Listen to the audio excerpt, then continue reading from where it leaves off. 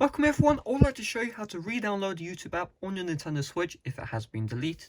So first of all, the easy way is check the home screen. If you see the YouTube app and the cloud icon, you can just tap on it and then tap on download and then YouTube will re-download. If you don't see this, all you want to do is just open up the eShop. Then I want you to select your username.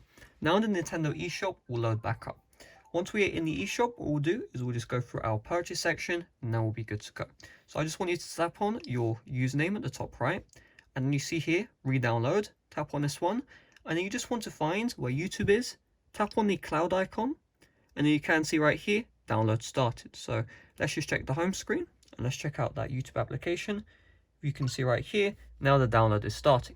I already have downloads happening, I've Fortnite, all this good stuff downloading, so you can see the download will start right away, but that's just something to keep in mind. So hopefully this video did help you out. If it did, make sure to leave a like, subscribe for brand new. Check out my playlist on your end screen right now for a bunch of Nintendo Switch OLED tips and tricks.